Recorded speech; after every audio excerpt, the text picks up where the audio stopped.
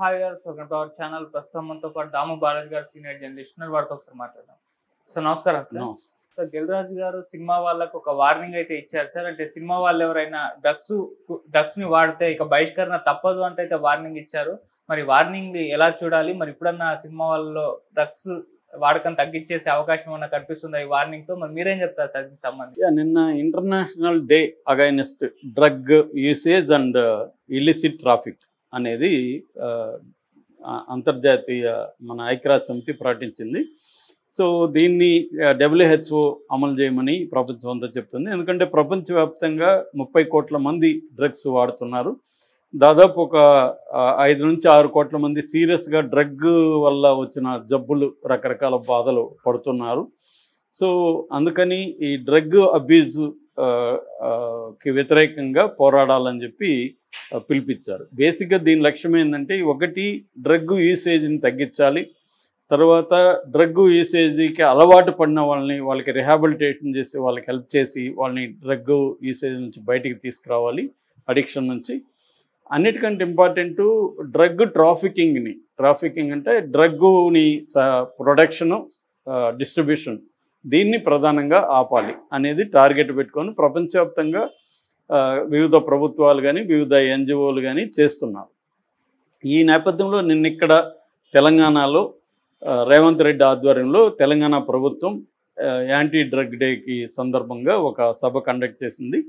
So ఆ సభలో Ram Charan and Vijay Devarakonda కూడా పార్టిసిపేట్ చేశారు. వాళ్ళతో పాటు తెలంగాణ ఫిల్మ్ డెవలప్మెంట్ కార్పొరేషన్ చైర్మన్గా ఉంటున్న దిల్ రాజు కూడా పార్టిసిపేట్ చేశాడు. ఈ సందర్భంగా చరణ్ చాలా బాధపడ్డాడు. నా పిల్లల్ని, నేను ఒక తండ్రిగా చాలా భయం వేస్తుంది, రేపు బిడ్డల్ని బయటికి పంపించాలంటే ఎక్కడ డ్రగ్స్కి అలవాటు అవుతారని ఒక భయం అయితే వేస్తుందన్నాడు. అట్లాగే విజయ్ దేవరకొండ కూడా డ్రగ్స్ వాడడం మంచిది కాదన్నారు. సో మంచిదే ఇవన్నీ, ఎందుకంటే యాంటీ డ్రగ్ డే కాబట్టి డ్రగ్స్ వాడకుండా ఉండాల్సిన అవసరాన్ని కొంత సెలబ్రిటీల ద్వారా చెప్పిస్తే ప్రజల్లోకి వెళ్తుందనేది రేవంత్ రెడ్డి ముందు నుంచి కూడా ట్రై చేస్తున్నాడు. ఆయనకు సరిగ్గా సహకారం దొరకలేదు. ఇప్పుడు కొంత బెటర్ ఏంటంటే, అల్లు అర్జున్ ఎపిసోడ్ తర్వాత సినిమా ఇండస్ట్రీ రేవంత్ రెడ్డి మాటని కొంత కేర్ చేస్తుంది. అంతకుముందు కేర్ చేయలేదు. ఎందుకంటే ఈయన అంతకుముందు తెలుగుదేశంలో ఎమ్మెల్యేగా ఉండి వాళ్ళతో కూడా తిరుగుతూ ఉండేవాడు కాబట్టి ఈయన సీఎం అయితే ఆయన సీఎం అనే ఫీలింగ్ని వీళ్ళు జీర్ణించుకోలేదు చాలామంది. అందుకని జూనియర్ ఎన్టీఆర్కి అనుకున్న ఫోటోని వైరల్ చేయడం ఇట్లాంటివే చేస్తున్నారు. కానీ ఆయన సీఎం, ఆయన అంతకుముందు ఎవరు అనేది మనకు అనవసరం. సీఎం చెప్పినప్పుడు వీళ్ళు కేర్ చేసి ఉండాలి, చేయలేదు. ఆయన కొంత చూపించాడు, ఒక చిన్న జలక్ అంటారు అది ఇచ్చాడు, దాంతో లైన్లోకి వచ్చారు అందరూ. ఇప్పుడు ఆయన చెప్పింది చేస్తున్నారు. ఆయన ఏం చెప్పారంటే, ప్రధానంగా మీరు ప్రచారం చేయాలి, యాంటీ డ్రగ్ ప్రచారం చేయాలి, తర్వాత సినిమాల్లో కూడా ముందు వేయాలని చెప్పాడు. అది ఎంత పని చేస్తుంది అనేది పక్కన పెడితే కనీసం ఆ వరకు రేవంత్ రెడ్డి చేస్తున్నది ఖచ్చితంగా అప్రిషియేట్ చేయాలి. అలాగే డ్రగ్ డిటెక్షన్ కిట్ కూడా మామూలుగా మనకి డ్రంక్ అండ్ డ్రైవ్లో మందు దాగుంటే మాత్రమే, అంటే లిక్కర్ దాగుంటే మాత్రమే ఫైండ్ అవుట్ చేయొచ్చు దాంతో. కానీ డ్రగ్ని అలా డిటెక్ట్ చేసేది ఏమీ లేదు. దాన్ని ఈయన తెప్పించాడు. ఈయన రాగానే ఫ్రాన్స్ నుంచి అక్కడ నుంచి తెప్పించాడు. అవన్నీ కూడా మంచివే, ఎందుకంటే డ్రగ్ అబ్యూజ్ అనేది విపరీతంగా పెరిగింది ఈ మధ్యకాలంలో. ముఖ్యంగా స్టూడెంట్లలోకి బాగా వెళ్ళిపోయింది. దానివల్ల రకరకాల సమస్యలు, ఎడ్యుకేషన్ కట్ అయిపోవడం, వాళ్ళు హెల్త్ పాడైపోవడం, మెంటలీ డిస్టర్బ్ అయిపోవడం, ఈవెన్ డెత్లు కూడా జరుగుతున్నాయి, చాలామంది చనిపోతున్నారు. ఆ మధ్య కూడా 8వ అంతస్తులో ఫ్రెండ్స్ అంతా డ్రగ్స్ వేసుకొని ఒక అబ్బాయి అదేదో బాల్కనీ అనుకొని కిందికి దిగాడు, పడిపోయాడు. నిన్న కూడా ఒక అమ్మాయి 13వ అంతస్తులోకి వెళ్ళి, అది కూడా డ్రగ్ పార్టీ అంటున్నారు, 13వ అంతస్తులోకి వెళ్ళి ఏదో వీడియోనో ఫోటోనో తీస్తుంటే ఆమె కిందికి పడి చనిపోయింది. ఇలాగే చాలాసార్లు చనిపోతున్నారు, హత్యలు జరుగుతున్నాయి, క్రైమ్ జరుగుతుంది, ఇదంతా జరుగుతుంది. దీంట్లో మామూలుగా సినిమా వాళ్ళకంటే క్వాంటిటీలో తీసుకుంటే ఎక్కువ మంది నాన్ సినిమా పీపులే ఎక్కువ డ్రగ్స్ వాడుతున్నారు. కానీ ఏది చేసినా సినిమా వాళ్ళు చేస్తే పబ్లిసిటీ ఎక్కువ వస్తుంది కాబట్టి సినిమా వాళ్ళు కొంతమంది పార్టీలకు వెళ్ళడం, డ్రగ్స్ తీసుకోవడం ఒకటి. రెండవది, అన్ని దేశాల్లో డ్రగ్స్ బ్యాన్ లేదు, అన్ని రకాల డ్రగ్స్ బ్యాన్ లేదు. ఫర్ ఎగ్జాంపుల్ గాంజా, ఇంకొన్ని రకాల డ్రగ్స్ చాలా దేశాల్లో మనకి దొరుకుతాయి. మేము మధ్య థాయిలాండ్ వెళ్ళి ఉంటే అన్ని చోట్ల అవే అమ్ముతున్నారు. ఫర్ ఎగ్జాంపుల్ నేను థాయిలాండ్ లీగల్ కాబట్టి నేను తీసుకున్నాను అనుకో, ఇక్కడికి వచ్చినాక నాకు టెస్ట్ చేస్తే నాకు డ్రగ్ ఉంటుంది, మరి నేను నేరం చేసినట్ట కాదా? ఇది ఒక పెద్ద సమస్య లీగల్గా. కానీ నేరం చేసినట్టు ఇక్కడ చట్ట ప్రకారం. మరి అక్కడ నేరం కాదు అది. కాబట్టి ఇలాంటి సమస్యలు ఉంటాయి. చాలామంది అమెరికా నుంచి వచ్చే వాళ్ళు అక్కడ తీసుకుంటారు, అది లీగల్ కాబట్టి. ఇక్కడికి వస్తే వాళ్ళు టెస్ట్ అలాగే ఆ మధ్య కూడా ఒక ఆయన దొరికారు ఇక్కడ. కాబట్టి ఇలాంటి ప్రాబ్లమ్స్ ఉన్నాయి. రెండోది ఈ ఎన్డీపీఎస్ యాక్ట్ అనేది ఏం చెప్తుందంటే డ్రగ్స్ తీసుకున్న వాళ్ళని జనరల్గా విక్టిమ్స్గా చూడమంటుంది. ఎందుకంటే వాళ్ళు ఒక దానికి అలవాటు అయిపోయారు ఏదో కారణాల వల్ల. వాళ్ళని బయటికి తీసుకురావడానికి హెల్ప్ చేయాలి తప్ప వాళ్ళని శిక్షించడం వల్ల ఉపయోగం లేదు. జైల్లో పెట్టి శిక్షిస్తే వాళ్ళు ఇంకా మానసిక రోగులుగా తయారైపోతారు. ఎందుకంటే దానికి అలవాటైన వాళ్ళకి డ్రగ్ దొరకకపోతే పిచ్చెక్కుతుంది, వాళ్ళు దేనికైనా రెడీగా ఉంటారు. రెండోది జైళ్ళల్లో దొరకనిది ఏమీ లేదు.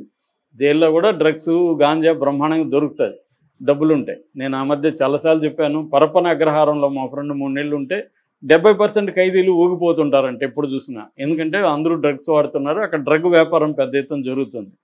కాబట్టి జైలుకి పంపించినంత మాత్రం వీళ్ళకి డ్రగ్స్ మానేస్తారనో మంచోళ్ళు అయిపోతారనో మామూలుగా అయిపోతారని లేదు. అందుకని ఏం చెప్తుందంటే వాళ్ళని రిహాబిలిటేషన్కి పంపించి వాళ్ళకి సైకలాజికల్ ట్రీట్మెంట్ ఇప్పించి వాళ్ళకి హెల్ప్ చేయాలి. వాళ్ళకి సమాజం హెల్ప్ చేయాలి, ఫ్యామిలీ హెల్ప్ చేయాలి, మెడికల్ హెల్ప్ చేయాలి. అన్నీ చేస్తే కొద్ది రోజులకి వాళ్ళు డీ అడిక్షన్ కార్యక్రమంలో బయటకు వస్తారు. ఇది బేసిక్గా. సో నువ్వు డ్రగ్స్ని అరికట్టాలంటే ఫస్ట్ ఏం చేయాలంటే దాని ప్రొడక్షన్ని, డిస్ట్రిబ్యూషన్ నెట్వర్క్ని దెబ్బతీయాలి. అవి తీయకుండా వాడే వాళ్ళ మీద పడి వీళ్ళేదో ద్రోహుల్లాగా వీళ్ళే నేరస్తుల్లాగా మాట్లాడుతున్నా. నిన్న దిల్ రాజు ఒక పిలిపించాడు. అదేంటంటే ఇండస్ట్రీలో ఎవరు డ్రగ్ వాడినట్టు తెలిసినా వాళ్ళని బహిష్కరిస్తామని పిలిపించాడు. దీని పట్ల వ్యతిరేకత బాగా వస్తుంది. దీనికి ఆయన చెప్పిన ఇదేంటంటే కేరళలో ఇచ్చారు కాబట్టి మేము ఇస్తామంటున్నాడు. సో ఇది నిజానికి అసలు ఫస్ట్ దిల్ రాజు ఎవడు బహిష్కరించడానికి?